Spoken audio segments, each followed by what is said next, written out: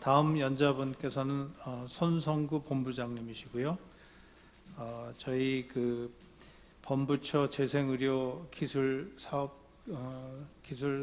개발 사업단 R&D 사업화 지원 본부장으로 수고하시는 분이십니다. 식약처를 거쳐서 또 그 명인제약 그리고 한국마약퇴치운동본부 사무총장까지 역임하신 분입니다.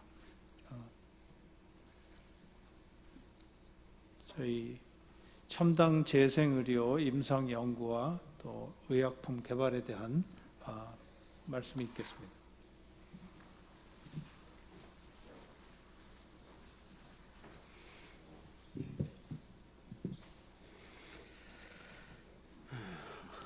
안녕하세요. 노성구입니다. 첨단 재생의료 임상연구와 의약품 개발에 대해서 말씀드리겠습니다. 서론 본론 요약의 순서로 말씀드릴 건데요. 재생의료 발전을 위해서는 사실 첨단 재생의료나 임상연구에 대한 공통된 이해가 필요하다는 생각을 하고 있고요. 지금 그 첨단 재생의료 및 첨단 바이오의약품 안전 및 지원에 관한 법률이 이제 2019년에 만들어져서 2020년에 시행됐죠. 그런데 첨단 재생의료는 의료기술이라고 일반 생각되고 첨단 바이오의약품은 의약품이잖아요. 근데 첨단 재생의료 임상연구 같은 경우는 의료기술인지 의약품하고 의료기술이 합쳐진 개념인지 약간 헷갈리고 있어요. 그다음에 첨단 재생 바이오법의 연구 대상자의 범위가 이 연구 대상자는 첨단 재생 바이오법의 재생의료 연구 대상자가 아니고요. 재생의료 임상 연구의 연구 대상자입니다. 이때 연구 대상자는 희귀 난치 질환을 가진 사람이고요. 그때 이 연구 대상자 범위가 첨단 바이오약품 범위에도 영향을 미치는 것인가? 당연히 아니죠. 그렇지만 헷갈린 부분이 있어요. 그다음에 첨단 재생의료 임상 연구는 제품이나 의료 기술 개발의 목표인지 환자 치료기 확대 목표인지 또는 어떤 것이 우선되는 건지 그거에 대해서 약간 좀 생각이 다를 수도 있고요. 그다음에 현재 그 첨단 재생의료 임상 연구는 고위험, 중위험, 저위험은 아니고요. 고위험 연구는 식약처가 최종적으로 승인하게 됩니다. 현재 식약처가 한테 승인 건이 많이 갔지만 아직 승인이 안 되고 있다고 듣고 있습니다. 지금까지 중요한 시기인데요.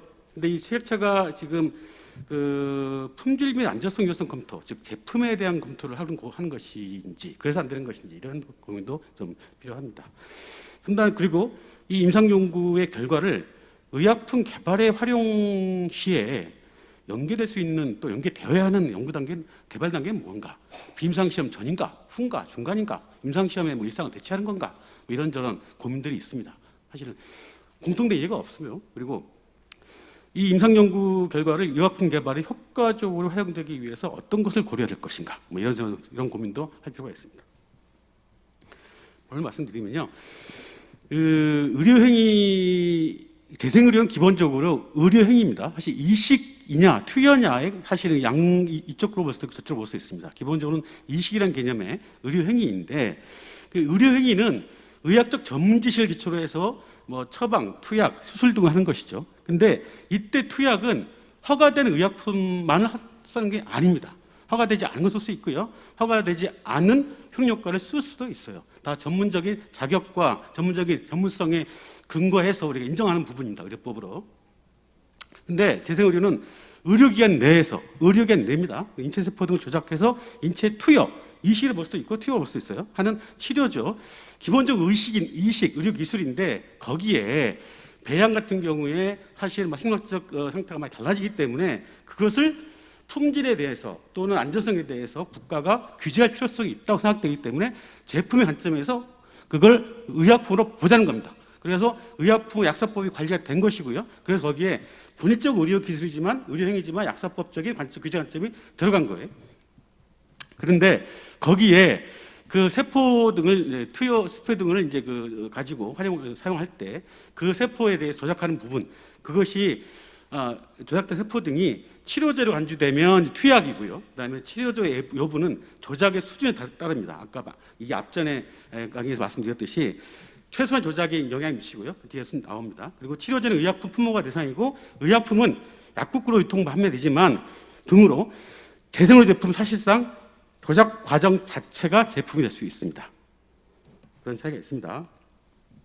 이거는 첨단 재생 바이오법에 따른 5개년 기본 계획에 나와 있는 자료인데요. 세포 치료에 대해서 보시면 채취 분리 자가 유래 세포 치료제 얘기입니다. 여기 배양이 있고요. 그래서 세포 치료가 되어서 환자에 투여해서 치료하는 겁니다. 기본적 배양을 전제로 하는 것이죠.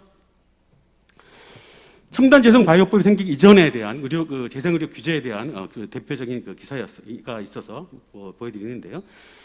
국내 기업이 개발한 세포 치료를 받으러 일본에 가는 암 환자들 해가지고 보시면 각종 줄기세포 치료 허가받은 의약품의 배양에 투여하는 것은 불법이다 이렇게 되어 있습니다. 이 부분이 가장 중요한 부분인데요. 그럼 의료기관에서 배양 투여하는 것에 대해서 그 재생 바이오법이 생기기 이전에 어떻게 구제했느냐?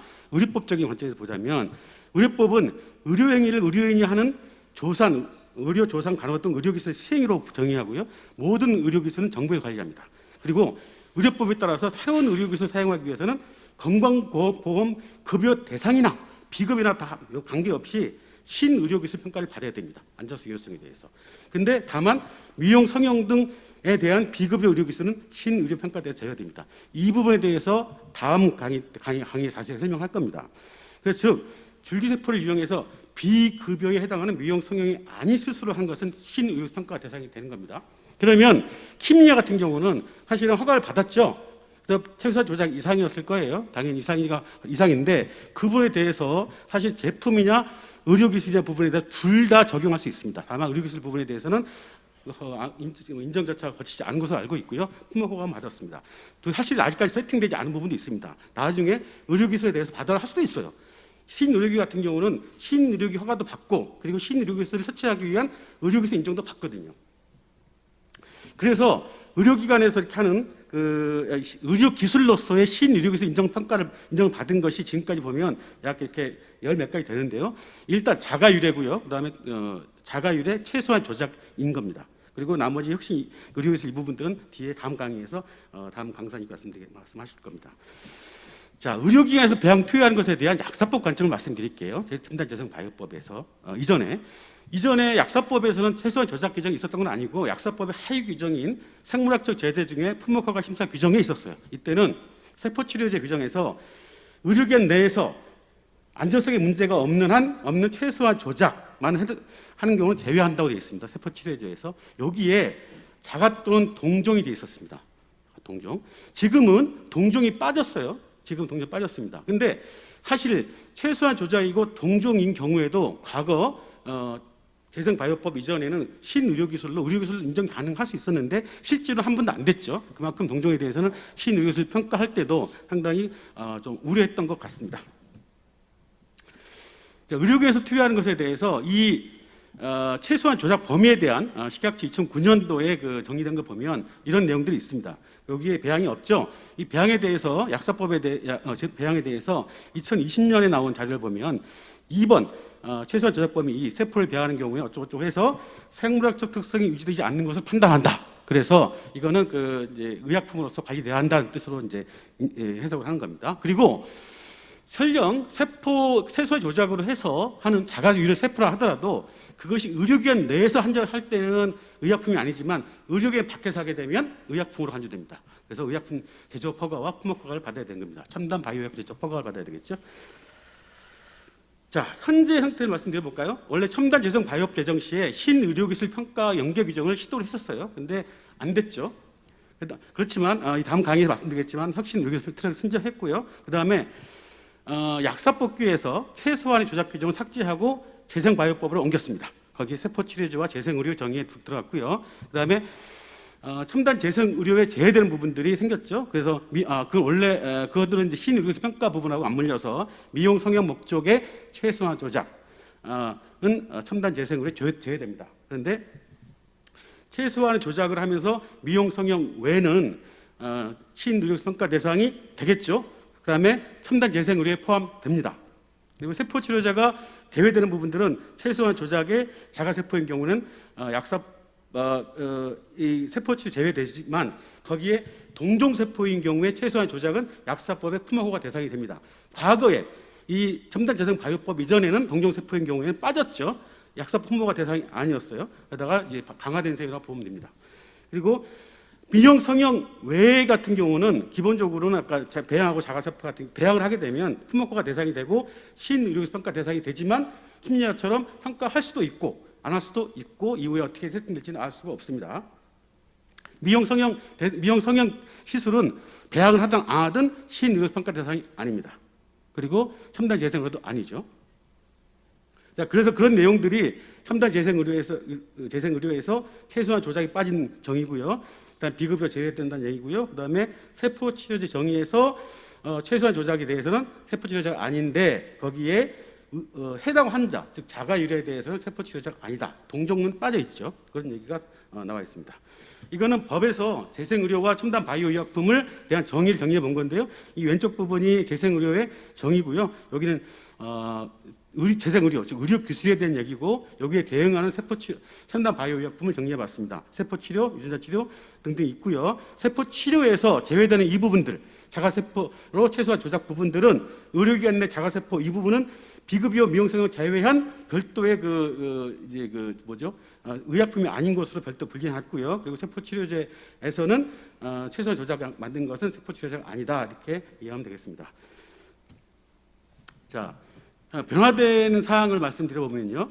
첨단 재생의료 임상 연구라는 것은 기본적으로 안전성 유효성과 부족한 상태예요. 그렇지만 환자 치료 기회를 확대한다는 요구가 있잖아요. 그것이 두 개가 타협에 이른 결과입니다. 그런 점에서 재생의료 본질 성격인 의료기관 내에서 한다. 그리고 사실상 이 시기이기 때문에 의료행위다. 초점을 둬서 1차 목표로 환자의 치료 기회 확대해 두고 의약품 관리 시각을 좀 낮추자. 라는 제도 도입된 겁니다. 그래서 사실 그러면서 식약처 소관 임상시험에서 제외시켜서 약사법에서 임상시험 정의해서 첨단 재생의료 임상연구를 제외시켰습니다. 그래서 그런 점이 이런 제품적인 관점을 줄이자는 그런 의미로 받아들일 수 있다고 생각하고요. 그다음 2차 목표는 아까도 앞에서 강의에서 말씀드렸듯이 이런 킴리아도 그렇고 뭐 중국에서 그렇고 이런 임상연구의 결과가 실제로 의약품 허가에 활용됩니다. 그것이 그 결과를 가지고 아까 비임상 시험 결과를 없앴다가 줄였다든가 이런 부분도 있을 것이고요. 그 다음에 실제로 그런 부분들이 제약회사로부터 제약회사 입장에서는 투자의 어떤 동력이 되고 그다음 그 기술 사고 그다음 실제로 다시 임상 시험에 필요한 자료를 만들기도 했겠죠. 어쨌든 이런 임상 연구의 내용들이 실제로 많이 쓰이고 있고요. 그래서 임상 연구 활성화가 중요합니다. 자, 그래서 요 앞에 요 내용들을 앞에서 얘기했기 때문에 넘어가고요. 자, 이래서 이거 정리한 얘기입니다. 이게 재생바이오법 이전에는 동종세포도 포함해서 이것이 최소한 조작에 포함됐고 이걸 포함한 이 부분은 세포치료제가 해당되지 않았다가 세포치료제에 해당 대부분이 줄었다. 동종은 빠졌다 이 얘기입니다. 의료기관 내 수용 시에는 의료행위, 제조업체 할 때는 세포치료제다 이렇게 말씀드립니다. 이것들을 그리고 고위험, 중위험, 저위험에 대해서 정리한 게 이건데요. 이거는 법에 있는 내용들을 정리한 겁니다. 여기서 이 첨단 재생의료 임상 연구의 대상은 사람인데 대체 치료가 없는 희귀난치 질환자고요. 그리고 고위험은 사람의 생명 및 건강에 미치는 영향이 불확실하거나 이렇게 해서 이런 큰 임상 연구인데 이것들을 법에는 고중저라는 말이 없지만 이걸 편의상 고중저라고 실제로 이렇게 일반적으로 쓰고 있습니다. 이걸 정리하자면 이 DNA 복잡해가 정리하자면 본인 타인이나 관계없이 배아줄기와 배아줄기 세포, 역포로줄기 세포는 무조건 고위험이고요. 그다음에 본인 유래의 채소 조작을 넘어선 건 중위험, 채소 조작은 저위험. 그다음에 동종은 채소 조작을 넘은 건 고위험, 채소 조작인 건 중위험에 해당됩니다. 동물 세포 유전자 다 고위험이고요. 인공 조직 장기의 완전 대체는 고위험, 구조요법은 중위험 이렇게 분류되면 됩니다. 여기서 고위험이 전부 다 식약처 허가 대상, 승인 대상이라는 것이죠. 아까 동종도 일조 넘어 그 전에 강화되면서 고위험 쪽으로 갔고 그리고 세포치료에서 포함되게 됐고 자가조작이라도 그리고 실제는 고위험은 전부 다 식약처 소관이기 때문에 상당히 어려워졌다가 아니라 그 부분도 어떻게 할 것인가 중요합니다. 자, 이걸 아까 간단히 정리하자면 이 첨단 재생의료에서 재생의료 포함되지 않는 미용 성형 수술하고 그다음에 의약품이 포함되지 않은 자가세포 시술 있죠. 의약품에 해당되는 동종세포지원 최소한 조작. 그다음에 일단 최소한 조작 외 시술 이들은 의약품인데 여기에 개발 시판 단계는 당연히 의약품으로 보고 여러 가지 자료를 요구하죠. 근데 연구 단계에서는 이거를 의약품적인 시각을 줄이고 의료행위로 보자라는 게 첨단 재생의료 임상 연구가 아닌가 싶은 거죠. 요겁니다, 요거. 자, 그래서 아까 말씀드렸던 그 첨단 재생 바이오법 제정 시에 약사법 부칙에서 그 부칙의 약사법을 개정시켰습니다. 그래서 임상시험 정의의 첨단 재생 임상 연구를 제외한다고 됐고요. 그다음 임상시험의 범주는 시약처에서 이게 이 부분이 빠지면서 시약처 소관에서 임상시험과 임상연구 여전히 남아 있는데 첨단 재생 임상연구는 복지부 소관으로 바뀌었습니다. 여기서 기본 계획에 있는 자료인데요. 임상시험과 임상연구를 정리하는데 시약처 임상연구는 제약사 주도, 연구자 주도가 있잖아요. 근데 시약처 임상연구는 연구자 신청하는 건데요. 복지부의 이제 복지부가 담당하는 첨단 재생 임상 연구의 다른 점 뭐냐면 재생 의료 기관을 신청하는 겁니다. 이게 재생 의료기관 신청하는 겁니다. 연구자가 아니고 그건 실제로 책임성을 더 반영하는 거죠. 자, 첨단 재생 바이오법 주요 내용을 보시면 형칙에 여기에 목적 정의가 있고요. 국가 책무 이 부분들을 따로 말씀드려 볼게요.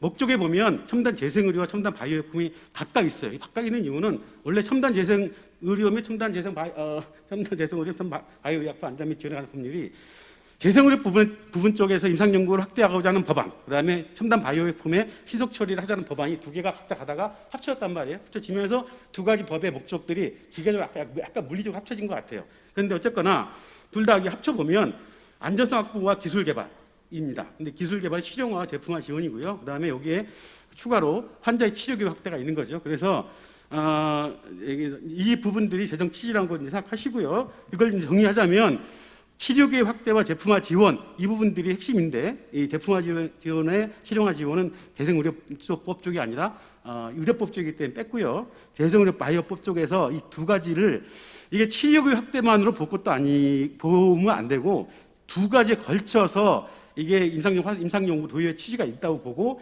이 두 가지를 연계하는 시각이 필요하다는 말씀을 드리고자 합니다. 이게 법의 취지다 이 말씀드리고 싶고요.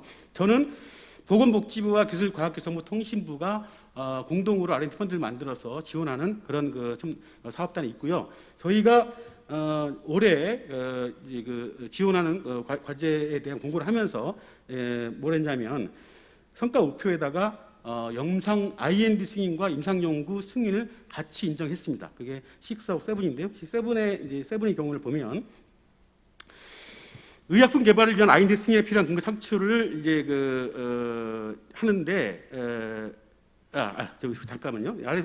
여기가 RF7의 성과 목표에 기본적으로 원래는 의약품 개발을 위해서 IND 승인이 필요하니까 IND 승인 목표였죠. RF7이 비임상 연구였으니까요. 그래서 근데 거기에 임상 연구를 추가했습니다. 그래서 임상 연구를 추가했는데 그 임상 연구가 그 이후에 IND 승인을 받기 위해서 앞에 근거 창출이라고 하면 그것은 허가 자료에서 근거 창출 꼭이 아니고 여러 가지 다른 점에서 에도 포함되는 거죠.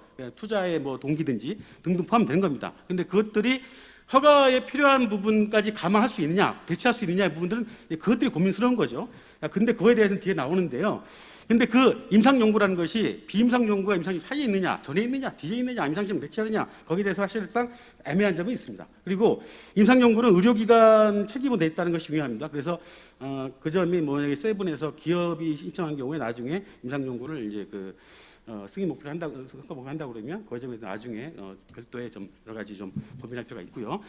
그다음에 근데 그 임상 연구에 대해서 비임상 시험과 임상 시험 사이에 어디 있냐에 대해서는 사실상 여러 가지 관점이 있어요. 그래서 이 부분은 임상 연구가 연구자 입장이죠. 사실 임상 시험을 대체한다 보는 견해고요. 이거는 임상 시험 비슷하죠. 임상 연구 임상 같이 묶여 있고요. 또 이거는 예전에 있던 2014년에 있던 자료인데요. 저희가 비슷한 사업단이 그전에 있었어요. 근데 거기에 보면 비임상 연구 중간쯤부터 임상 일상까지 거쳐서 임상 연구가 있습니다. 또 어떤 거는 아예 임상 연구가 비임상 전에 있는 것도 있습니다. 그래서 이런저런 고민들이 실제로 있고요. 식약처도 이거에 대해서 지금 이렇게 꼭 나온 건 아닌데 이 허가 심사하고 임상 연구가 과연 어떻게 연결될 것이냐. 그래서 제품화 단계 중에서 임상 연구를 어떻게 연결시킬 수 있는 방안에 대한 연구 용역을 하겠다고 발표된 적이 있었어요. 실제로 이 내용으로 발표하고 있는 건 아닌데요. 어쨌거나. 근데 보면 임상 연구 위치에 대해서는 그전에도 많이 고민이 있었는데 2012년에 이런 게 있었어요. 세포치료제 연구자 임상을 활성화하여 상업화 연기가 용이하도록 아예 자가시표 치료제의 경우는 초기 안정성 임상 자료로 연구자 임상 시험을 가름한다. 임상 시험으로 뭐 초기 안정성 임상 가름한다까지 있었습니다. 이 규정은 2015년에 없어졌어요. 그때 당시에 세포 치료제에 대해서 많은 뭐 이렇게 붐이 있었죠. 거기에 대해서 약간 뭐 정부가 전향적으로 했던데 쉽지는 않았던 얘기고요. 그리고 나서 이 뒤에 부분들은 세포 치료 약사법 때 첨단재생 바이오법 때 바이오법 이전에 세포 치료제에 대해서 임상 연구에 대해서 별도 규정이 있었고 그 임상 연구에 대해서는 한약제제하고 세포치료제에 대해만 있었어요. 별도의 그 자료 제출 규정이. 그때 자료 제출 규정에 대해서 사실 일부 면제했다가 강화됐다가 다시 일부 면제한 내용이었는데 그 면제한 내용이 뭐였냐면 핵심적으로는 CMC 자료 그리고 비임상 자료에 대해서 기본적으로 면제를 하고 이걸 면제한다는 것은 규정에 따른 뭐 독성 시험 기준이라든가 그리고 뭐 허가 기준에 따른 뭐 자료 제출 범위에 따라서 무슨 자료 내야 한다 이런 것들이 다 아니라 별도로 검토한다는 의미에서 면제고요. 그다음에 의약 품질 CMC 자료도 면제하는 것으로 기본적으로는 기준 및 시험 과목 같은 자료를 내긴 했지만 이렇게 상당히 면제를 시켰었어요. 그래서 어떻게 임상 연구에 대한 면제시킬 것인가 중요한 부분입니다. IND 때는 이런 자료를 내죠. 그래서 제조 품질 자료 내고요. 그다음에 여러 가지 독성 자료 냅니다. 그런데 현재 그 재생 의료 임상 연구에 대해서 심의위원회 복지부 심의위원회 사무국이 그걸 심의를 하죠. 그 사무국에서 이 제출 자료 범위에 대한 안내 자료를 보면은 이거는 이제 법 규칙에 나온 얘기고요. 여기에 보면 사실 상당히 대략 나왔습니다. 대략. 사실 의약품에 대해서는 이런 시행 규칙에 상당히 뭐 CMC라든가 비임상 자료 같은 붙여 나와 있는데 여기에서는 아까 말씀드렸던 대로 원래 임상 연구의 자료 제출 수준을 낮추기 위해서 상당히 여유 있게 재량폭을 넓게 둔 거예요. 규정을. 그런데 실제로 이것을 이제 고시에서 보면 또 강화된 면이 있고 또 고시에는 없지만 더 사무국에서 운영할 때 더 강화시킨 게 있어요. 그래서 결과적으로는 예를 들어서 기타 이런 부분들 보면 이게 지금 고중 저위험 임상 연구 신청할 때 내는 세포 자료 예고 수지인데요. 사실 알고 보면 동글뱅이 X가 있지만 사실상 전혀 각각의 치료 임상 연구의 상황, 치료 기술이든 치료제든 거기에 따른 제출 범위를 차별적으로 해놓지를 않았어요. 거의 그냥 사실 그렇기 때문에 물론 뭐 더 많이 요구했을 때 적게 요구했지만 사실은 상당히 기본적으로 임상 시험과 준해서 많이 어렵게 요구한다고 해요. 뭐 그건 이제 그런 부분이 있고요. 그래서 이걸 보시면 이거는 지금 고시에는 없지만 사무국의 안내 자료를 보면 이렇게 CMC 자료 비슷하게 요구하는 것은 이것도 역시 고위험 연구가 식약처에서 승인하기 때문에 이렇게 점점 임상 연구에 대한 자료가 원래 취지보다도 좀 더 어렵게 되고 있지 않냐는 느낌이 듭니다. 그래서요 요약하자면 첨단 재생 임상 연구는 희귀 난치 질환자가 연구 대상자고 1차 목표는 현재 치료기 확대고 2차는 실용화죠. 그래서 재생 의료가 안전성 근거가 부족하고 의약품으로서 품질 확률이 어렵지만 희귀 난치 질환자의 치료기 확대를 위해서 도입한 거기 때문에 의약품적 시각을 좀 줄이고 전문가로서 의료기관 내에서 허가받지 의약품 투여할 수 있는 의료 행위로 접근을 해서 많이 도입한 거기 때문에 사실은 도입하고 또 장기 추적 조사 실시하고 있죠. 근데 요즘에 사실은 임상 시험에서 장기 추적 조사가 도입된 거는 임상 연구에서 하기 때문에 같이 연결돼서 하는 건가라는 조금 애매함이 있어요. 임상 시험에 장기 추적 조사라는 게 조금 어색함이 있는 것도 이런 점에서 이 법을 도입할 때 약간 좀 헷갈리는 부분이 있는 것 같아요. 저는. 그다음에 그래서 기본적으로 임상 연구를 이제 제출 자료는 의약품 임상 시험 제출 자료보다도 낮아야 되죠, 수준이. 그리고 품질 및 비임상 자료를 어떻게 할 것인가 가장 핵심적인 얘기고 그것들에 대해서 사실 많은 고민들이 해야 되는데 그것도 현재 고민이 덜 돼 있고 그냥 좀 그렇다, 좀 많이 요구한 셈이다 이렇게 좀 생각이 되고요. 그다음에 식약처 승인 시에 과연 의약품 제품에 대한 시각에서 얼만큼 볼 것인가 걱정한다 넘치지 않도록 하는 것이 관건이고요. 그다음에 임상 연구가 과연 의약품 개발 단계에 어느 단계에 들어갈 것인가 사실은 그거는 여러 가지 재생의료 기술의 상태와 뭐 발전 정도든지 특성이나 거기나 그다음에 난치 질환의 상태에 따라서 그것이 비임상 자료가 아주 앞단계 충분치 않아도 당장 환자가 힘들면 투입할 수도 있고요. 중단할 수도 있고 그다음에 뒤에 할 수도 있다고 봅니다. 그때마다 사실은 유연하게 환자 치료 기회 확대라는 걸 또 먼저 하면서 우선 두고서 그걸 자료 우선 정하는 게 필요하지 않는가라는 생각이 듭니다. 그거를 도식적으로 이건 이렇다 어느 단계에 들어가야 되고 그리고 자료가 이렇게 필요하다고 정리하는 건 되게 어려운 일이 아니냐, 원래 그런 취지가 아니지 않느냐라는 말씀드리고 싶어요. 그런데 그 2차적인 목표로 임상연구가 의약품 개발에 쓸 수 있고 또 쓰여져야 되기 때문에 또 그것이 재생의 발전에 도움이 되기 때문에 그것들이 나중에 제대로 쓰여지려고 그러면 그만큼 처음에 개발할 때 임상연구할 때 거기에 시료에 대해서 공급하는 그것이 그 회사에서 공급받을 때 이왕이면 좀 더 일관된 품질 그리고 그것들 자료가 충분히 갖고 있으면서 그걸 다음에 활용할 수 있도록 하는 게 중요하다 이런 생각을 하게 했습니다. 경청해 주셔서 감사합니다. 네, 감사합니다. 이 새로운 법령에 해당하는 내용들을 굉장히 자세하게 설명해 주셔서 우리 손성구 본부장님 정말 감사드리는데요. 아마도 질문은 굉장히 많을 거라고 생각이 듭니다.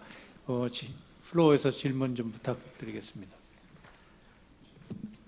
예, 오늘 너무 잘 준비해 오셨는 것 같은데요. 사실 제가 오늘 강의 들으면서 느낀 거는 지금 여기서 질문해서 답변 듣고가 끝이 아니고 정말 계속 제가 좀 전화도 드리고 아니면 찾아뵙고 해서 좀 많은 부분 해결해야 되겠다는 생각을 하고 있습니다. 사실 제가 이번에 과제 선정되면서 저는 임상 연구 승인해서 임상 연구하는 게 최종 목표로 이제 신청한 사람이라 사실 승인 선정되고 나서 그 식약처하고 계속 지금 한 3달 가까이 계속 상담하면서 이걸 어떻게 구체적으로 플랜을 하고 CMC라든가 이제 이런 걸 자료를 어떻게 만들어야 될 건가 비임상 자료까지 계속 식약처하고 상담을 하는데 사실 지금 말씀해 주신 그대로를 제가 몸소 진짜 다 느낀 사람이에요. 절대 식약처에서 상담했을 때 식약처에서는 지금 말씀해 주신 것처럼 뭐 이후에 해도 되고요. 아니면 좀 완화시킨 걸로 뭐 CMC를 낸다든가 절대 그렇게 얘기를 안 하시더라고요. 똑같이 해야 됩니다. 고위험군이기 때문에 똑같이 이렇게 이제 해야 된다는 거로 이렇게 해서 지금 진행은 하고 있거든요. 근데 취지하고는 안 맞는 걸 저도 알면서 그게 얼만큼까지 완화가 될 건가 하는 거는 앞으로 숙제인 것 같다는 생각은 들어요. 근데 이제 한 가지 그냥 오늘 이제 질문 드리고 싶은 거는 그 임상 연구 대상이 꼭 희귀 난치 질환에 제한된 건지 하는 거하고 우리 본부 쪽 과제 이번에 이제 다음에 이번에 1월달에 나오는 거에서도 희귀 난치에다만 이렇게 이제 선정해 주는 걸로 제한을 하고 있는 건지 그게 사실은 더 중요하고요. 나머지는 네. 나중에 제가 진짜로 스페시픽한 거는 나중에 좀 찾아뵙고 여쭙도록 하겠습니다. 매우 좋은 질문 감사합니다. 예. 법으로 봐서는요, 당연히 딱 명확히 정해져 있어요. 원래 치료교육 확대를 위해서 그 법을 도입한 거니까요. 그걸 사실 법 개정 시에 좀 확대하려고 하는 노력도 있었지만 결과적으로 안 됐죠. 안 된 이유가 있는 거잖아요. 사회적 합의였죠. 그래서 재생의료 임상 연구는 확실히 난치 질환자를 대상으로 한 거고요. 저희가 어떻게 할 것인지에 대해서는 그 법적인 내용으로 하냐 할 것이냐 말 것이냐 저희가 내부적인 더 논의도 해보고 그런 결정에 따라서 나중에 말씀을 드리겠습니다. 공지를 하겠습니다. 예. 많은 질문이 분명히 있으실 것 같은데요. 제가 보기엔 진행하시면서 그다음에 사실 저희도 접하면서 이게 정답을 못 드리고 있습니다. 왜냐하면 각 회사마다 관계된 그 부처하고 만나고 나면 또 질문을 또 가지고 오시기 때문에요. 저희 그나마 이렇게 여러 부처가 생겨서 여러분들의 고민을 같이 나눌 수 있는 것만도 많은 발전이 있었던 걸로 생각하고요. 여러분들의 질문을 자꾸 주시면 그거를 저희가 공식적인 질의를 하기 때문에 도움을 드릴 수 있을 것 같습니다. 감사합니다. 감사합니다. 네.